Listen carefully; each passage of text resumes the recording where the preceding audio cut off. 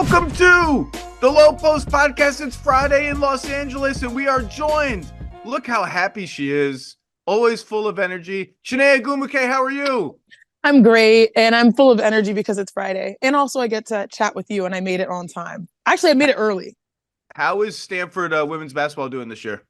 We're crushing it, even though we did take one loss. But I think a lot of people thought that we weren't going to be as good as we are. Go Card, let's go, fear the tree.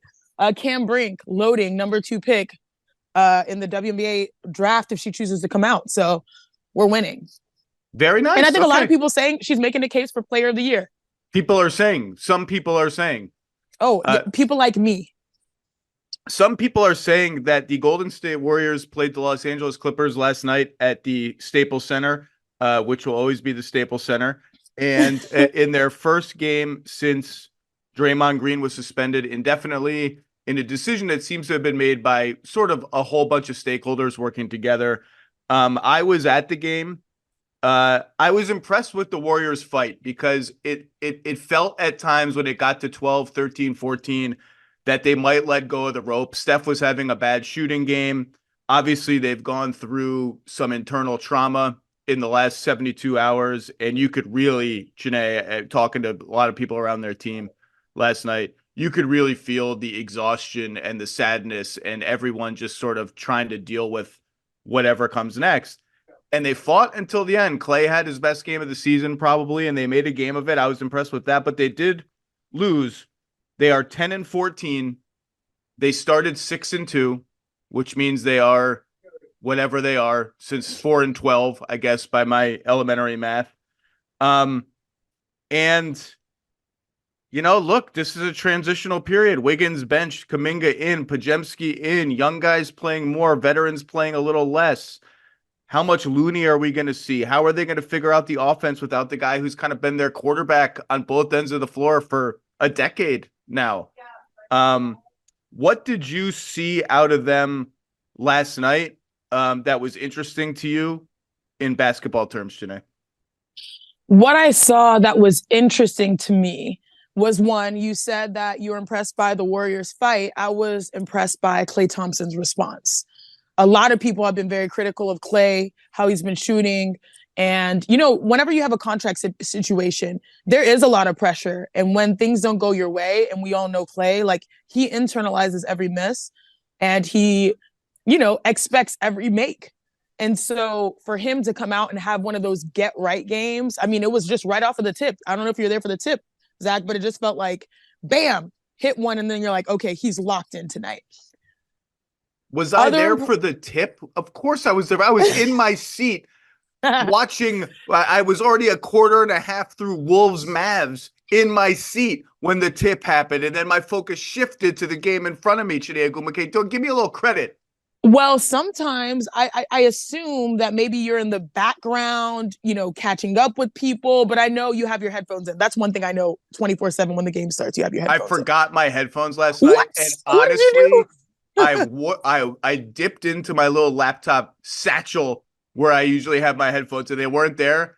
And I had this moment of panic, like, how am I gonna do this? Should I go? Am I gonna have to hear these fans? Like, do I have to actually be a participant of this game? People are gonna try to talk to me. Do I clap? It's gonna be horrible. I actually thought, should I go back to the hotel? And I was like, no, that's ridiculous. You're being ridiculous, Zach. Yeah, I'm not gonna lie, Zach. You are on point with 99.999% of things, but this whole headphones at games, multiverse of basketball that you experience while you're at a game where you can feel the energy, that's the 0.001% that still baffles me. But I love you though, so like, and that's why we speak the same language, because we love to watch games.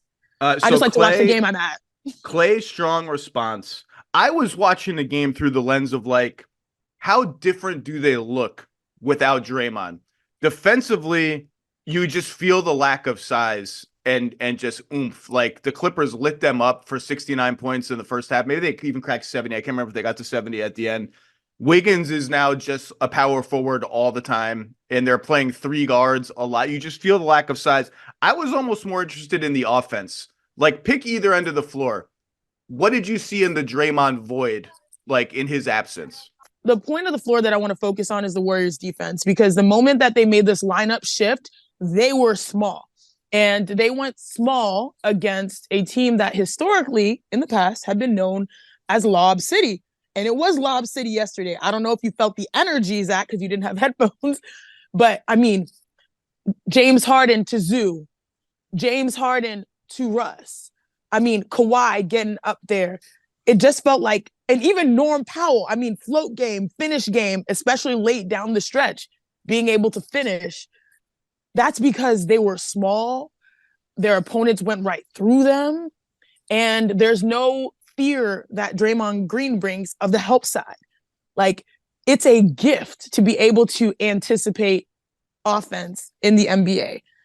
When it's faster, when the players are the most elite, Draymond, that's what he does so well. He will go with his arms wide open and be there before you even think about making your own move. Now that that is gone, players are like, oh, it's a field day. Like, it just felt like the Clippers had their confidence attacking the rim.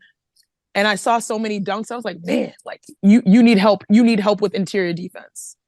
So, look, I mean, I did a whole spiel on Draymond the other day. You can listen to that if you want, people, if you haven't. Part of what makes this such a sad situation, sad, I don't want to say sad like he's a victim or something. I mean, his level of aggression and violence on the court is just not okay. It's not okay. It's dangerous for other players, and he's now away from the team indefinitely.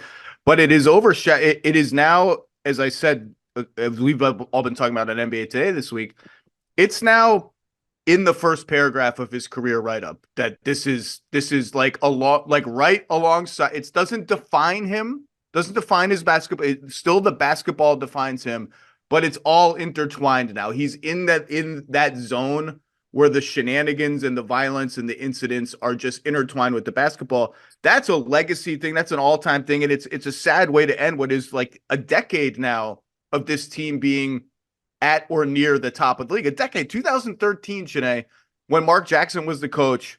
They beat the Nuggets in the first round and pushed the Spurs to the brink in the second round. That's when they put themselves on the map. Like, we're a real team. That's a long time ago, 2013. Yep. What were you doing in 2013, Chiney? I was a junior at Stanford watching this team be birthed just a couple miles north in San Francisco. I was playing my first season without my big sis. That was my only year not going to the Final Four. Tear. Only 1 year. That's pretty impressive. And presently, he's maybe not the same player he was in his prime, although he's shooting threes this year and shooting them well. He's still one of the 10 best defenders in the NBA. Like, he's still that guy on defense. Offensively, my one hope for them was maybe they'll simplify things a little bit without him, because he's the guy who quarterbacks all, like, you run around over there, you screen, everyone's running around, we're throwing passes all over the gym. And the turnovers would come down, and they did. They had a couple bad turnovers last night, including a thrown away inbounds pass that, of course, led to a Russ three. As soon as you throw away the inbounds pass, you know the shot's going in. It doesn't even matter if Russ is shooting it. I enjoy Russ after he makes a three, just for like that moment he stands there and goes like, "You see that? Yeah, you see that," and then he runs back. So he also, as an aside, had one of those Russ bank shots that just you can feel the ball like screaming in pain, and you can feel the backboard being like, "Oh no, this thing's gonna hit me hard." It almost just broke my phone. It's gonna hit me hard, and you can feel in the arena when he's shooting from an angle, and the fans can tell he's banking it. You can feel a sense of like car crash anticipation. Okay, like, but in fairness, Zach, as someone who plays at the pro level, there's some coaches that tell you to shoot that shot. Like, when he's a good bank shot shooter, but when he misses, it's like a bonk. It's a bonk, and it doesn't even hit the rim. Like, it just bonks. Are there any good bank shots? I feel like all misses on bank shots are bonks. Like, you're either short and you get a basketball wedgie, or you're long and you barely even like touch the rim. There's no good bank shot miss. Okay, Draymond Warriors. And they did only have 11 turnovers last night. And I thought, like, they might run more pick and roll. They're just standard pick and roll. That really didn't happen last night. They were about average in terms of their normal pick and roll volume. But it just kind of, like, conceptually, the concepts are the same. It was just a little simpler. And part of their issue is, like, I kind of am interested to see what more of the Kuminga Saric front court, because one of the things you really feel even more dire now that their offense is probably going to be a little simpler is They just need someone rolling out there, rolling hard. And like they got mileage last night out of like CP, Dario pick and rolls, either a switch and a mismatch or like Dario pops. And then here comes Clay on a handoff, which is kind of like a second pick and roll. Pretty simple stuff. But man, they're screaming for someone to just go north-south. And like Kuminga, okay, but Kuminga's has to be the guy.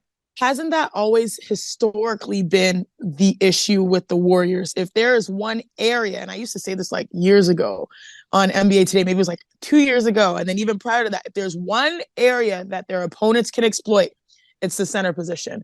And then now when they have no leverage, they have no leniency based off of Draymond and just who they have available, this has just been their consistent issue, not having someone that can be a zoo for them consistently. You know what I mean? I also like you bringing up Jonathan Kuminga. Not a place where animals are Zubats. displayed. Ivica Zubats, to be clear, who is playing sensationally. And by the way, we're going to talk a little bit about the Clippers. A huge reason that the Clippers are, I think, 11-3 in their last 14 games. And I went out for an adult beverage after the game with an NBA person last night, and we were like, if you had to power rank the West based on how well the team is playing, like in the last 2 weeks, where would you rank the Clippers? And we came to the conclusion that, the Lakers won the IST, and OKC is amazing. Just last 2 weeks, I think you'd go Denver just by default is at the top, Minnesota, and I think Clippers, like even OKC is like 4-4 in their last 8 games. Qualitatively, they have been better than the Clippers. Absolutely no question about it. They are a contender to win the conference. That's how good Oklahoma City can be with me. One more little mini trade, but that's how all the Clippers are playing. And Zoo is a huge reason for that. Not only that, his pick and roll chemistry with Harden started off horrible. Harden didn't know how Zoo liked the ball. Zoo was like throwing the passes all over the gym out of the short roll. And talking to people from the Clippers this week, every day after practice, Harden and Zoo, Harden and Tice, they all get together and like, let's just do 30 minutes of reps, pick and roll, because I got to learn you got to learn me. And like, that's the stuff that, Harden kind of has become this punchline of like, make jokes about the strip clubs and his playoff, whatever, 2 of 11 games. I've done my share of it, but like, he does do that part of the work and it shows. Yeah, and I think it's not just the end. They say first in too, because I think he's realized that, I said it, he's got his way throughout his course of the NBA, leaving Houston, going to Brooklyn to Philly, and Philly. It's very rare that you have a player finesse their way the way that James Harden has. And I think he understands that based off of the recency of, 3 teams, 3 years almost, this is the defining moment for him. And I'm glad to see him own it. James has been spectacular. He's been spectacular. Not just this. I think yesterday was the perfect, and I don't know if I don't want to date it, but I think the Warriors game was a perfect example of it. All of the all of the struggles he's had and the stops of the last 2 years have birthed this version of James Harden, who, by the way, has stopped because he's no longer that guy that just throws himself at the rim and gets a foul call.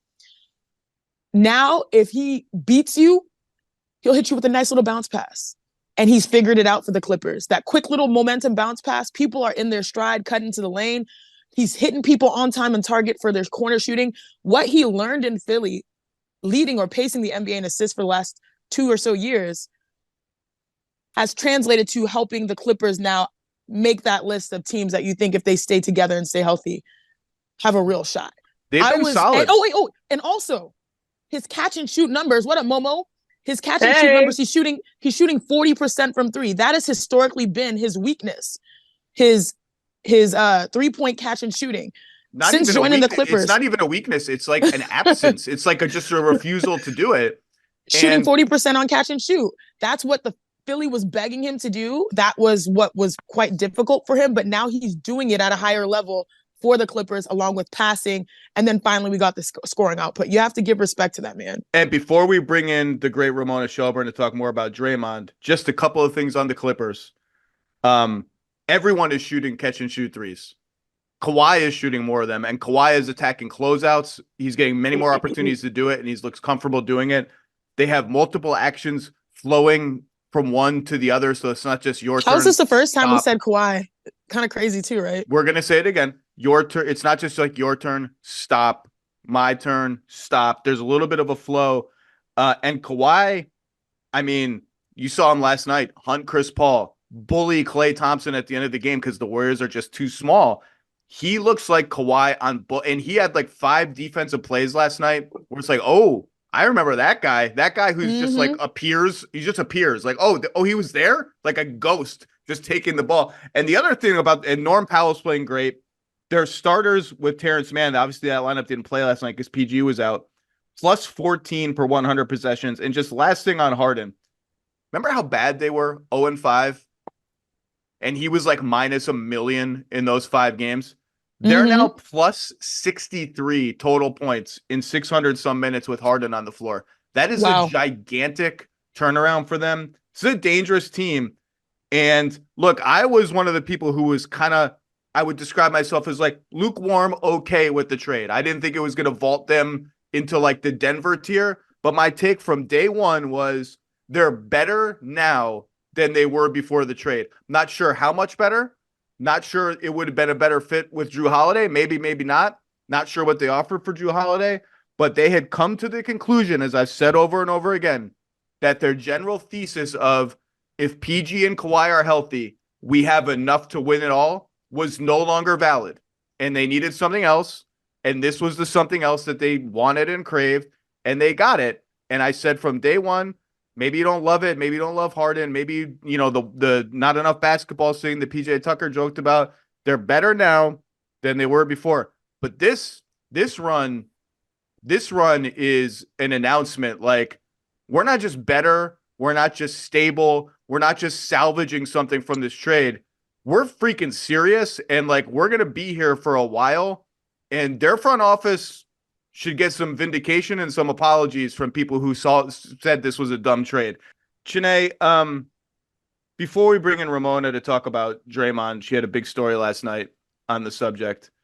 Did you have any like leftover thoughts on just what has transpired, how the team has handled it, kind of starting with the Poole punch till now, and just sort of like as a player who's been in the heat of stuff on the floor and is like not quite a contemporary of Draymond, but not that far away, watched his career from up close for so long. Like, what, now that we've had time to digest this, what has been on your mind?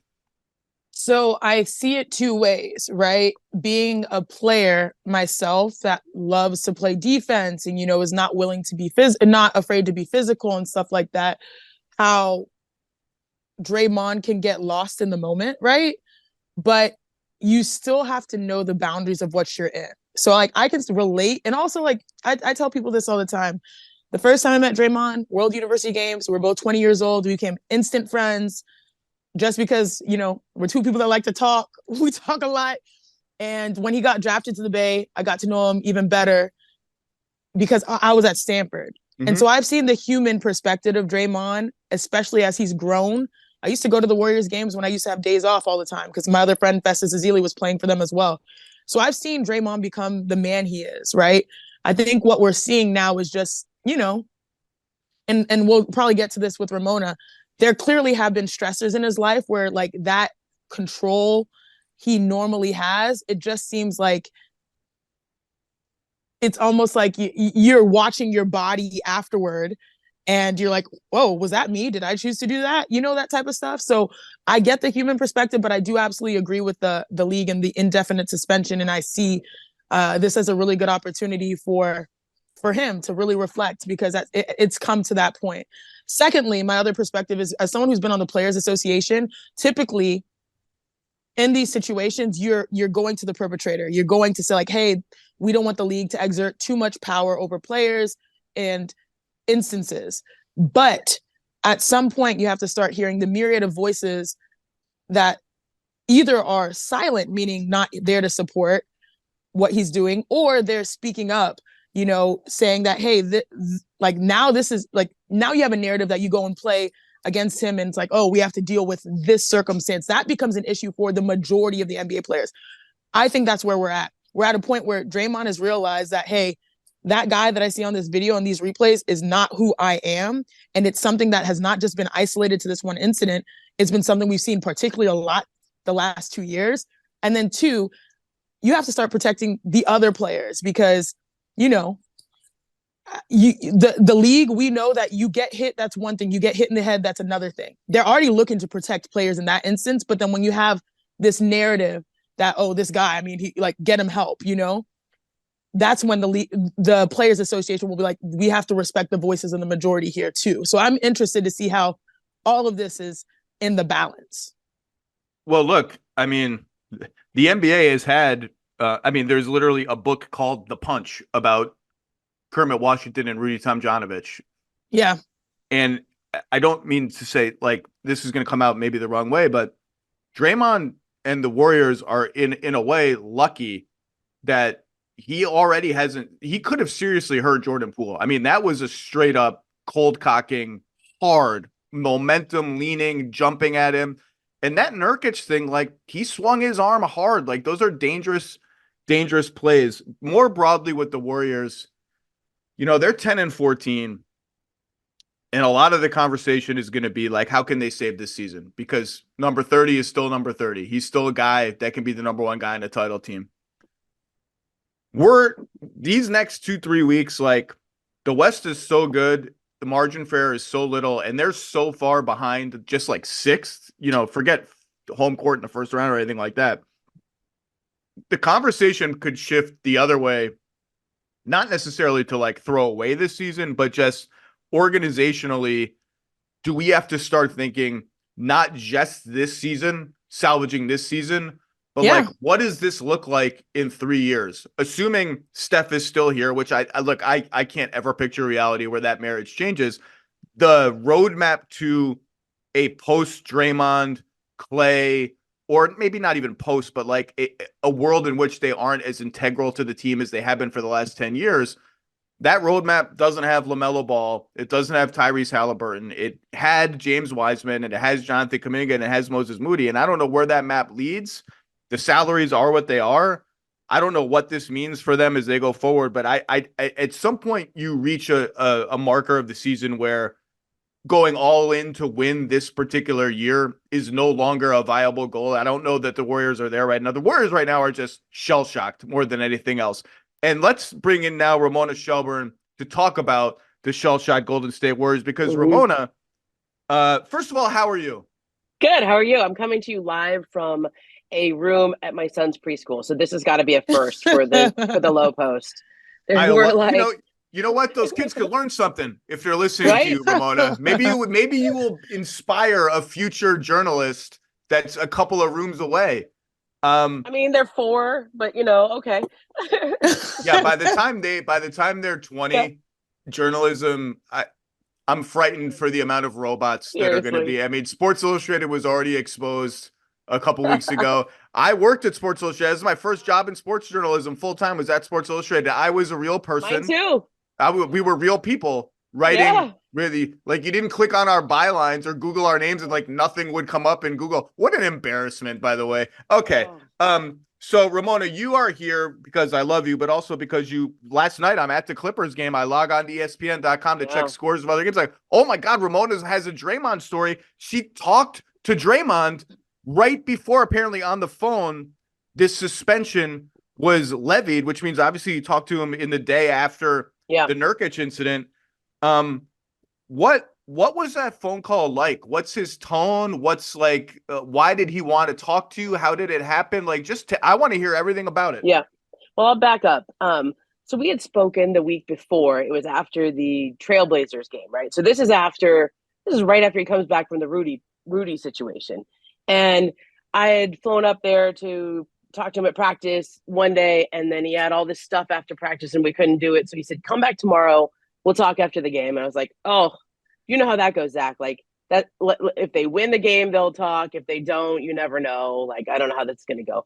But he seemed like he was in a place that he had processed everything. He was open. He wanted to be open. He wanted to tell you how he felt, but he was still very much in the same headspace of where he was after he came back, which was, I'm not going to change. I'm going to play like I have 15 techs and not yell at the refs. And I'll maybe tone it down just a little extra so I don't get an extra tech. But he wasn't in there is something that I really fundamentally need to change, because he's very much, Draymond is, as you know, like, he's a second round pick, lightly regarded, coming out of college, really, had to prove himself in the league, and that swagger and that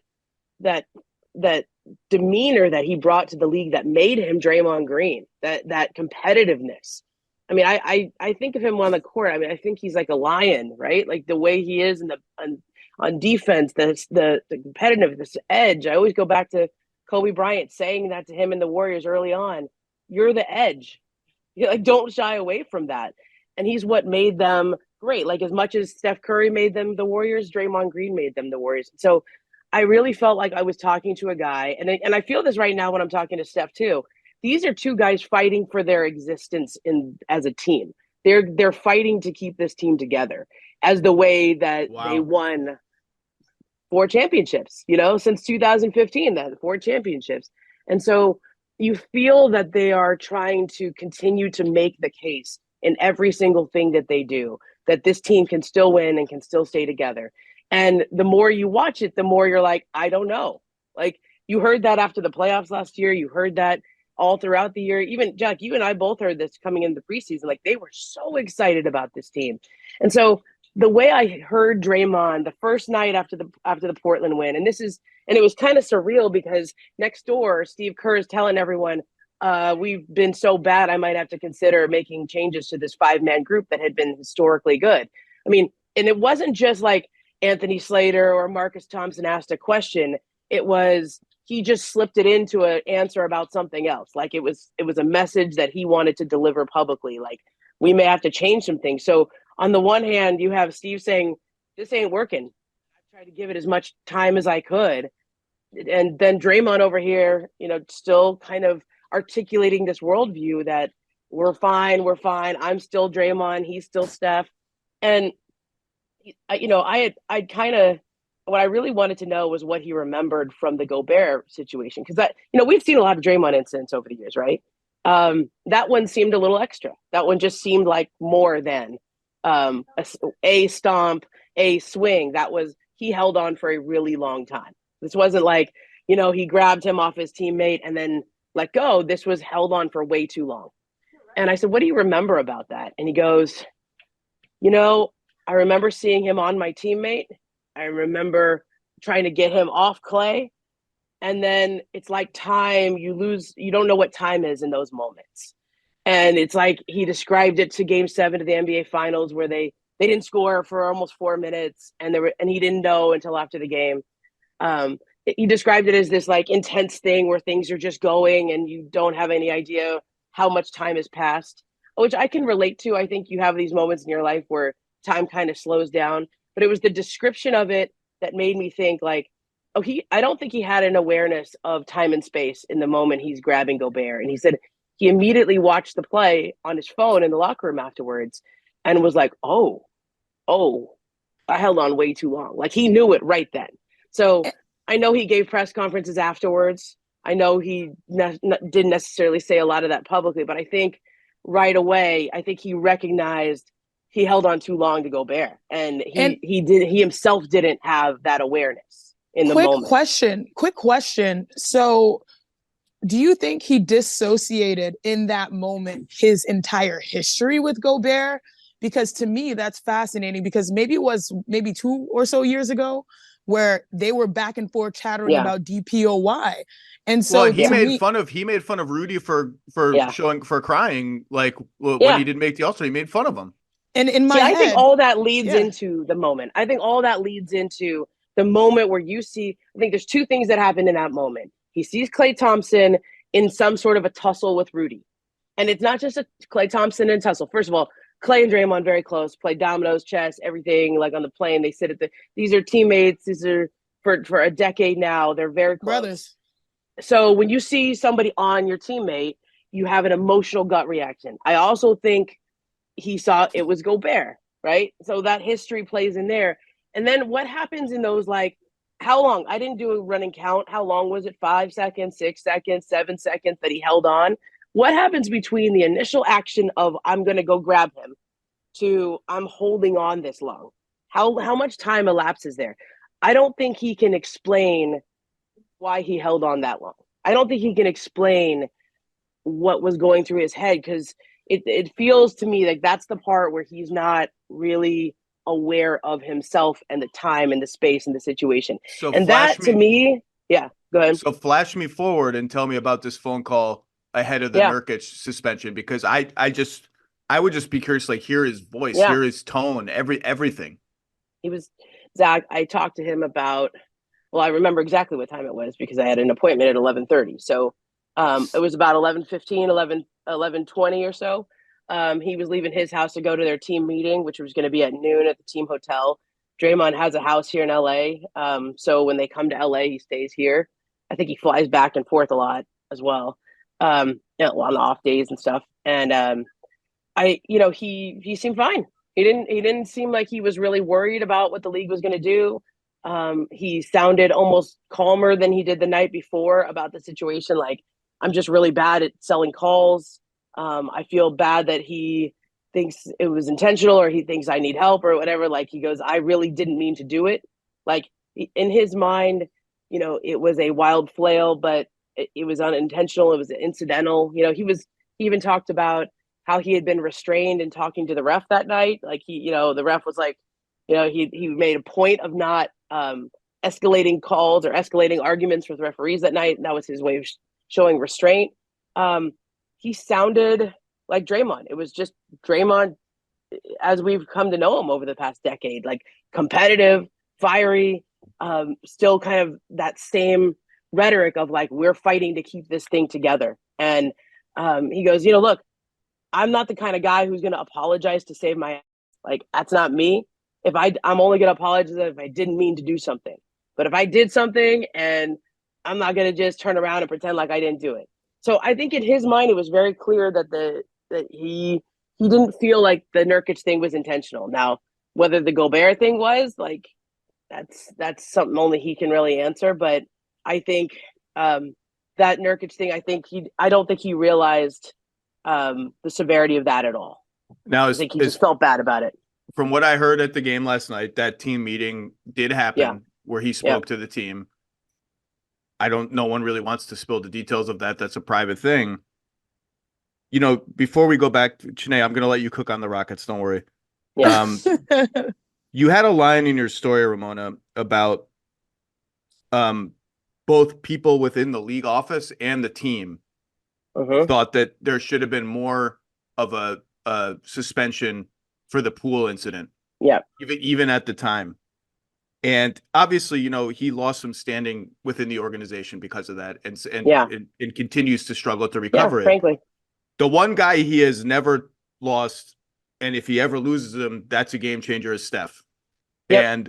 But I wonder if you could elaborate a little bit on the Poole thing, and whether the team looks back now and says, I mean, that was such a shock. And then even the leak of the tape was a shock. It was like, and the leak of the tape gave Draymond ammunition to be angry at the team. It sort of like had anger swirling, or whoever he thought leaked it. Yeah. But do they talk about that now as not a missed opportunity, but like, boy, if we could, like, that was such a strange situation, maybe we didn't handle it right? Yeah, I think a lot of people have looked back and seen what happened since and said, well, we should have handled this differently. But I'm telling you, the one thing that really factored into that decision, at least on the team side of it, was the fact that if he were to be suspended for any games, he would have missed ring night. And that, I think that really, that weighed very heavily in the decision, the ring night of it all. Okay. Cause that's an incredibly, big night for any player. I think, there was also, when you mentioned the leak of the tape, Zach, I remember, and even when you bring it up now, people are really angry about that. Like, that shattered the mystique of trust that had always been there with the Warriors. Like, I don't think anything's ever the same since that leak. We still don't know how that happened, no, right? That's like still a mystery. I asked Draymond it. It is. I asked Draymond about it. I said, did they ever find out what happened? I've asked people with the Warriors, did they ever find it? And if they have, they're certainly not saying anything publicly. But my sense from everyone up there is that they truly don't know. The only thing that feels very weird to, I think Draymond said, he goes, it's just weird that there was a whole practice and only those seconds leaked, right? Like it felt like somebody, it wasn't just like, it's not that weird. That seems like someone had it out for Draymond. It's like it's not weird. It's just it's obvious what happened.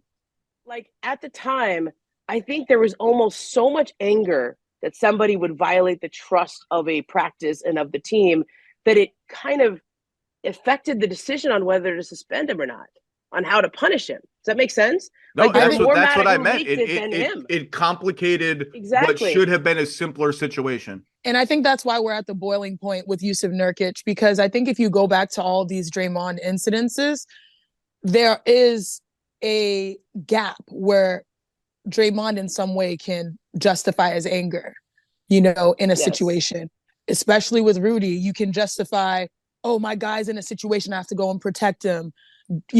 Jordan said this or that, or this practice is going some way. I'm the vet. I have to put him. There's something.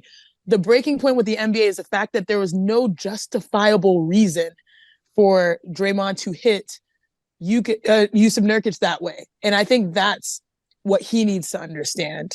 Because there's always been a little bit of leniency in all these situations where he can walk away and say, but it was just so apparent that was casual defense. Yeah. So I'll say this. I had somebody say to me, like, all these incidents, like Draymond even said, when I talked to him, Zach, that before the suspension came down, he was like, why would I be mad at Nurk in that moment? Like, just ask yourself, like, there's no reason I would be mad and I would swing on him. I wasn't mad at him. I was just trying to sell the call. What he doesn't get is there was a recklessness to that swing. Like, there was some extra, there was some physicality. There was also this macro level thing of, you are under the microscope right now. Like, you got to really make sure that, like, you got to be a little extra careful. Like, when you're driving and there's a cop behind you and you're like, oh, what's the speed? I'm going to go like 2 miles under because I don't want, I'm going to make sure my phone's down. That's the scary part for the Warriors when he comes back is, how does it feel for him and for the whole team? You either have to put it out of your head or you're going to have a little bit on edge at all times. Like, one more thing, and I don't know what's on the table. Like, is a season-long suspension? I don't know. I don't know the answer, but it's hard to. It's interesting to see how he and they play with that possibility hanging over his head. All right, you've got to go, Ramona. I don't want to keep you. You got like stuff to do. Thank you for taking a break from your other career as a preschool teacher. No, we got Mommy and Me Yoga next door. That's where I went into it. Wait, literally. Mommy and Me Yoga? Yeah, it's kind of great. It's like we do. I mean, the happy baby pose, like this. I'm a big yoga. Yeah. So I will say one more thing before we transition from the Draymond conversation. I think there is a very real sense around the Warriors that when you pointed this out, I was pointing at you saying you're nailing something here. Every single one of these incidents, he has a very good explanation for, right? Like he is a persuasive, compelling personality. You listen to him on his podcast, he's going to be the next Charles Barkley when he's retired, right? Like he is a very good speaker for himself and explaining things, but there's a micro and a macro level view of things. And so when you talk to him about a specific incident, I mean, he was describing for me in detail, Zach, like he was on my right hip. And so I saw the ref was over there. So I had to turn towards my right so that he would see when I flailed. Like, he is so detail oriented and micro in his thinking at that moment, but there's not a macro level thinking. There's not I need to be very aware of where I am and where my team is and all that. There's not that right now. Sam Amick wrote a good story the other day about what something happened in the Kings game when he first came back, and he was so focused on Malik Monk and a carry that he lost track of what was going on in the game. Like he was just, and I think that's where everybody wants him to get to, is just see the bigger picture, because he's so competitive and intense in those moments that he cannot see how it's affecting him, his team, the league every time on a larger scale when he has these incidents. And so I think that's that's the overall sense I had when I would talk to him. I was like, you're very persuasive on these little details, but it's missing the larger point, which is that these things keep happening too close together. To me, the larger point on the Nurkic thing is like Jusuf wasn't doing anything. That was No. like regular Exactly. NBA defense, Yeah. and no human being has ever fallen or Yeah. flailed that way. Like No. it just wasn't a real thing. Okay, Ramona, thank you.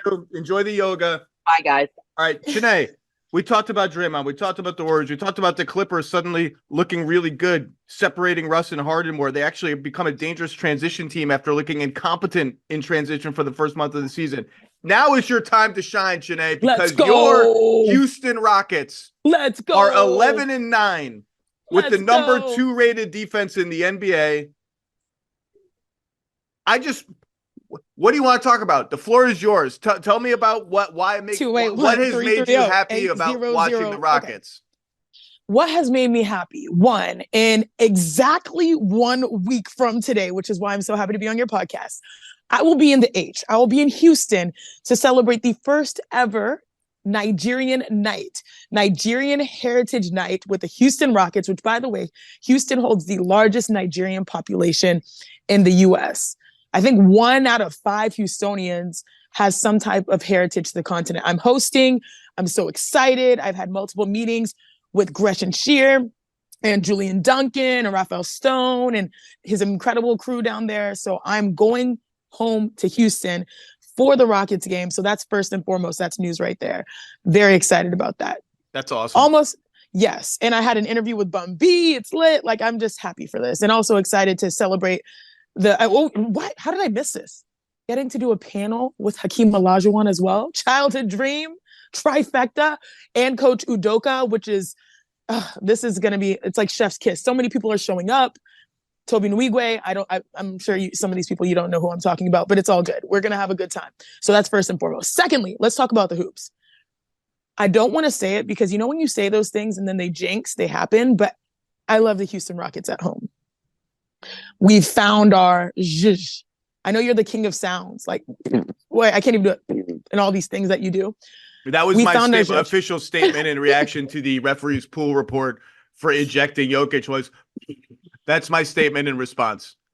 We have found ways to win even when we're not shooting the ball well. Shooting like 30% from the field, but the defense has carried us through. Alperen Şengün struggled the last few games. Jalen Green, question marks, not in down the stretch, still finding ways to win. I know you love some Tari Eason. Zach. Oh my God. I'm glad you brought him up because I got a whole, like the last 2 Tari Eason games. I'm actually a little bit worried how excited I am. Most points off the bench for a Rockets player in 2 years. I think he only had 27. I was like, dang, it's been that rough. It's been that rough.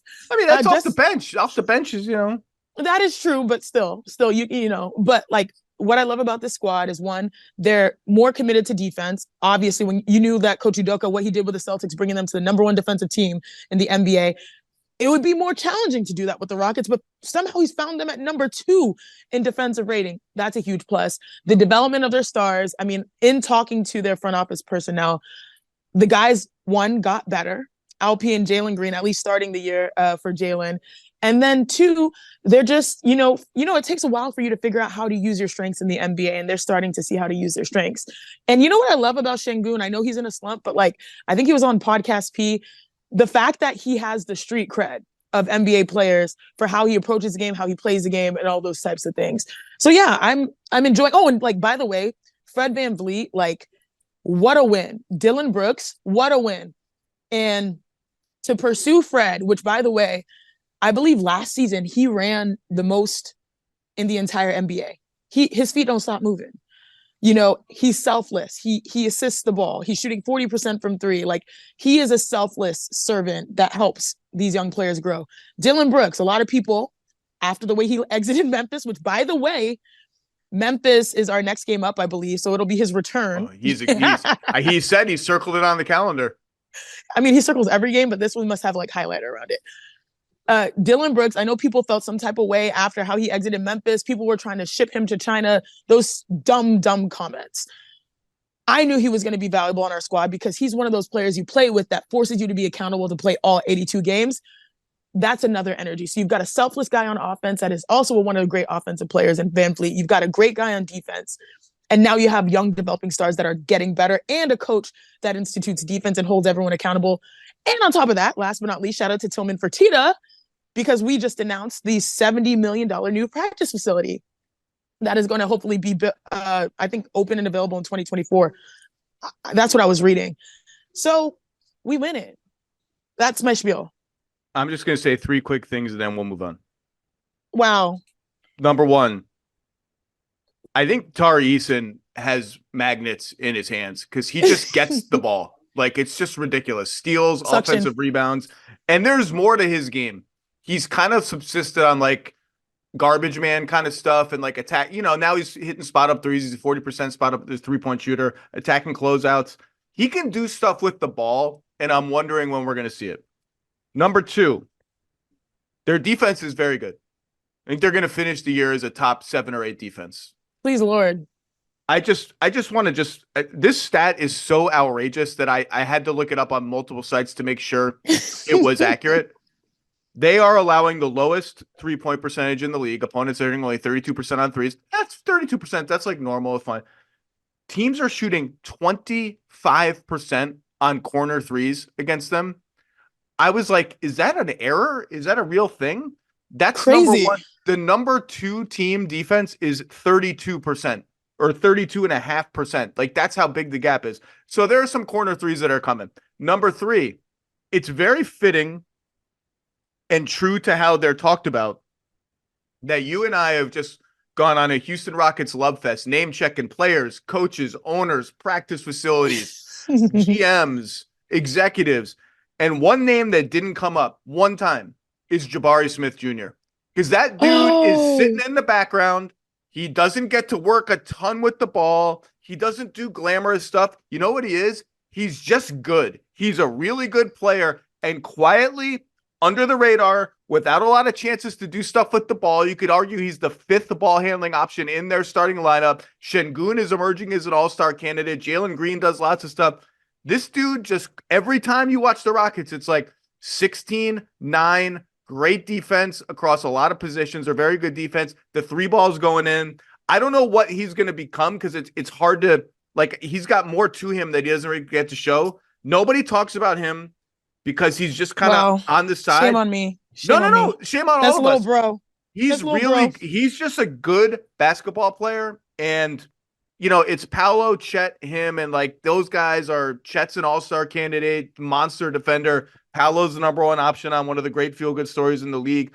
Jabari Smith Jr. is kind of forgotten over here. That dude is good. He's one of those prototypical NBA players where it's like, oh, give me an NBA player that's drafted in the 2000s, 2020s. And that's what when you see him, that's what you imagine. But I think oftentimes it's hard to scout and get those guys right because it's like, flip a coin. Will he be able to pick it all together? Does he work with a team? We flipped correctly. He's a perfect blend for the, I don't even want to go too big with words, but I'm wearing my Sanford sweatshirt, amalgamation of talent that we have. He fits the puzzle piece perfectly. So I love it. And I think a lot of people had a lot of questions about, will Jalen, will Alpi, will Jabari make the next step? And I think they have. And some of the biggest questions as of late is like, oh, Jalen Green, are we worried about him? I'm not. Yeah, I don't think Jalen's made the next step. I'm not worried, but it's a little uneven. Let's put it that way. It is uneven, but my point is, as long as the majority do, you're winning if you're the Rockets, and that's literally why they're winning. And so Zach, I would invite you if you had a Nigerian Ankara, some kind of kaftan, some kind of outfit to come join me in Houston. It's gonna be a good time. December 22nd, Nigerian Heritage Night, the first ever in the NBA. 1 week from today. With 1 week from today. Hakeem Olajuwon, Ime Udoka, Toby Nwigwe, Alan Onya, myself, and who are they Gibson playing? Neka. I believe we're playing the Mavericks. I think we're playing the Mavericks. Are there any Nigerian players in the game? That's the only His memo to the referees. If there is a Nigerian player in this game, do not eject them from the basketball game. Don't pull a Jokic. Rapid fire. I want to hit two more teams. First Let's get it. impressions on the big three Suns, who finally played the other day and it lost to the Brooklyn Nets in a game that to me was kind of throwaway. Nets are a weird team with everyone's the same size. They switch everything. Any first impressions? First impression is that I knew that it was not going to be a walk-in and win scenario when you're going up against the Nets, particularly a team that wanted to make a statement because it's like, hey, we're still here, game in Phoenix and that type of stuff. So, but first impressions, numbers look good for, KD is KD. My first impression is I think they'll get right. They have another opportunity. I think they'll get right. Yeah, me too. The Nets are just a weird team to play against because you want to see how Booker and KD and Beal and KD cooperate in two-man actions. Can they get switches? And like the Nets are just all the same size. Offensively, they're going to be lights out. Just the collective shooting, playmaking, decision-making. They didn't have Allen. They didn't have Gordon. Nurkic played well. They'll be fine. I'm there, but now it's time to lock in on the Suns. I said we would go through Texas. They lost last night to a Minnesota team who just keeps stringing wins together. But Dallas is 15-9. Despite Kyrie missing a lot of games. Josh Green's been hurt. Maxi Kleba, I think, exists somewhere. He's hurt.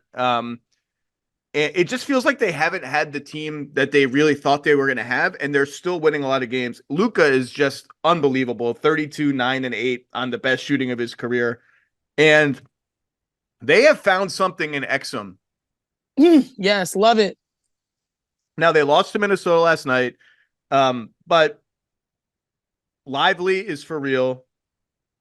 And I'm interested to see when they get everybody back, if they pivot to a starting five of Luka, Kyrie, Exum, Grant Williams, Derek Lively. That lineup has not played 1 second together this year, according to Cleaning the Glass. It would mark a demotion for Derek Jones Jr. Derek Jones Jr. just played great. He's shooting threes like in volume and accuracy like we've never seen from him before. He's in the starting five because they need someone to guard the point of attack. That's a more natural job for Exum almost than it is for Derek Jones Jr. I would like to see that lineup get a shot, but this team is good, and Luka is just the guy. I got some things on Luka. Yeah, go, because he's a genius, man. That pass he threw around Jackson Hayes' head the other night was like poor Jackson Hayes. Like it's like he did what Perk does on TV and freeze, and then got his pass through. That was a good freeze. That was a good freeze right there. Thank you. I appreciate that. Did you see I beat Perk in a mock trial yesterday? I did. I did. That was a cute segment. I want to do that next. So my thing, first of all, podcast name Texas Two-Step, at least the back end of the podcast. Secondly, Luka Doncic. I mean, even though, how do I say this? Even though the expectations were quite low to start the year, I do like how they're, starting to just churn at this time instead of them starting their seasons really hot and then fizzling out later on. So if they had some issues, I'd rather it be in October, November, December, and then now they're starting to churn and they figure things out. And I love that lineup that you spit out. Luke has been phenomenal. He is the most double-teamed guy in the NBA. He has been double-teamed more than double the amount of the guy number 2 on that list. He sees them, I've said this on air, in his sleep. He knows how to operate them. He knows when they're coming. And then he's also, one thing I love about Luka, he trusts his teammates. They may lose games because he's passing the ball out of double teams, but they win games that people don't expect, primarily the Lakers, because he's committed to that pass-first mentality. You mentioned his numbers, 32, 9, and 8. Only other person to do that, first of all, was Luka last year. And then prior to that, Michael Jordan. The only issue I have is that they live and die by the three. If, Luka's doubled the most and he passes the ball out, and you're playing the Lakers, you make 21 threes, you win. You're playing the T-Wolves, you make 7 threes, you lose. That is the issue that they have. Other than that, if they can figure out some kind of stable shooting, serviceable defense, they're not someone that I would say is top contender, but I think you're on upset watch if you have to play them come May, June, July. Yeah, they're 4th in offense, only 23rd in defense. Their rebounding is horrible. But the live and die on the three thing is interesting because they do take a ton of threes and they do not get to the rim ever. And that's been a case for them for years. One of the Exum. I love stories like that, right, Zach? Well, just the last couple games, there's been like a lot of Luka Exum pick and roll, a lot of Luka Tim Hardaway Jr. pick and roll. We saw against the Lakers, he got Reeves switched onto him and big boy Reeves. I like that as a thing with Kyrie, both with Luka screening and Luka handling the ball, and not just to get switch. Well, yes, to get switches, but not just to score out of the switch, but like draw help, kick, get it moving, and like Kyrie is so much more dynamic than all their other secondary ball handlers. Like he can pump and go and get to the rim and get to the line out of that. It just gets more dynamic when they play that way. And Luka, it's funny. I was talking to people about Tyrese Halliburton in the last couple of weeks because I wrote something about him today, and I'll be writing something else about him shortly. The jump pass is something you're not supposed to do, right? You get in the air without a plan. And that's a problem, right? 100%. Tyrese Halliburton is maybe the best jump passer in the entire NBA. And I was talking to people like, why is he able to get away with this? Because you're not supposed to be able to do it. And what I pitched and what came back to me was the saying is you can't get in the air without a plan. And it looks like he's in the air and he's making last minute decisions. But what's really happening, and Luka does this too, although he doesn't jump as much as he kind of pump fakes and gets defenses leaning and then always catches defenses. Everyone thinks he's shooting and like all of a sudden it's like whoop, diagonally the other way. It's not that they don't have a plan when they get in the air or when they get into their shooting motion. It's that they're so smart and that they've mapped the floor with such anticipation that they have all the plans already in their head. And based on what you do in a nanosecond, they choose which plan to hit. They're so far ahead of the game. You know who would be in this jump pass conversation if he jumped? Nikola Jokic. Yeah, he's not going to jump. He's not going to jump, but he does the same thing. I think that's cute because those guys are smaller, so they have to jump. But Jokic doesn't. He just holds on. So I love that. And Luka is, to his credit, like the Mavs have maintained a pretty fast pace of play this year. He's throwing hit-ahead passes. He's getting up the floor fast, which is like if he's got a bad matchup, or if the other team is if he's guarding someone that he can beat up on offense, that matchup kind of persists to the other end of the floor. I have a question for you, Zach. I like this team. Yes, I have a question for you. After you became a father, did you like churn out GOAT articles constantly? Because I see all these fatherhood stats ever since Luka became a father. His numbers have been amazing. So what was that experience like for you?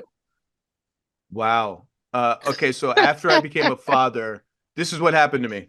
I have gotten stitches one time in my entire life, and it was my daughter was 6 days old. This is how I went the other way upon becoming a father. My daughter was 6 days old.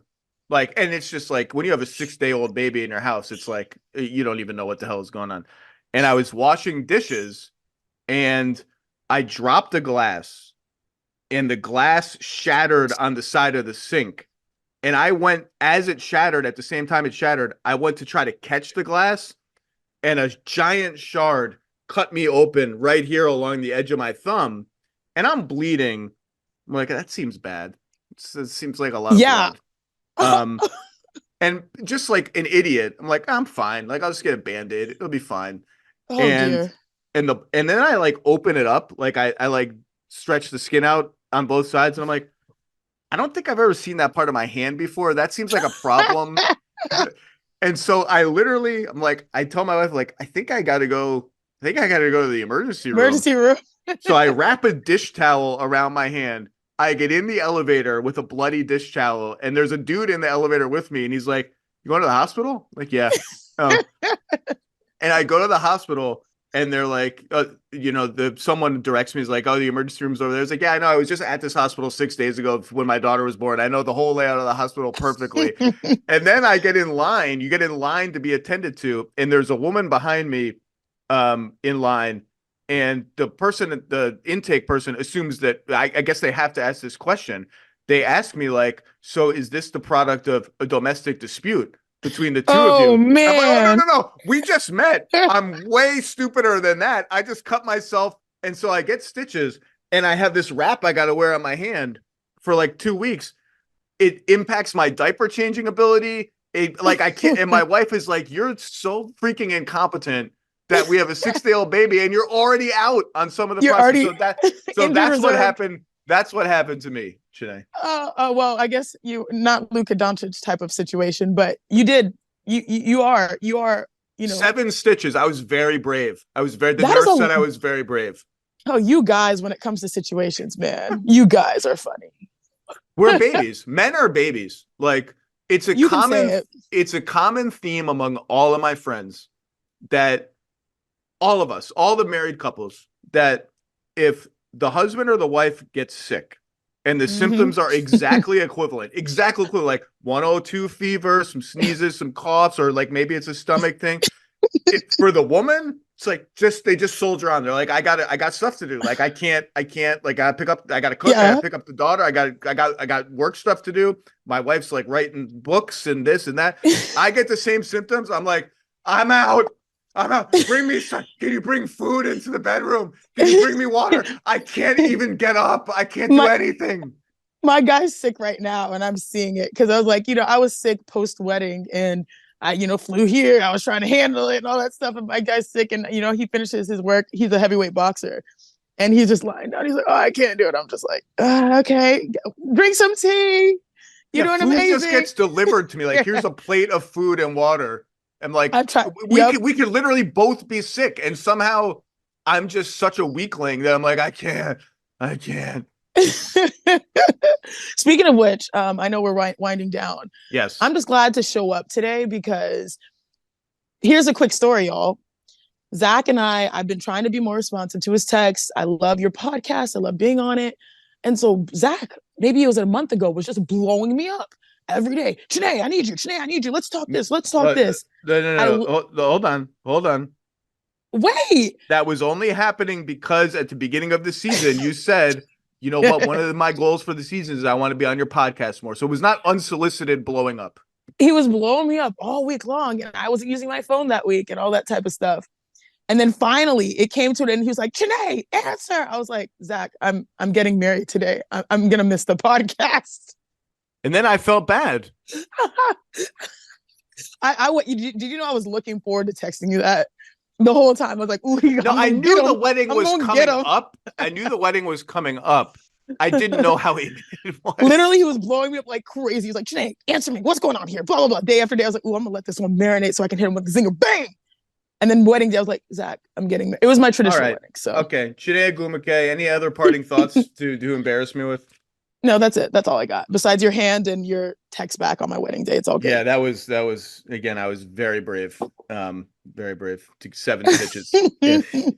I'm such an idiot. Okay, Chiney, I'll see you soon. Thank you. Always have a great weekend. Bye, y'all.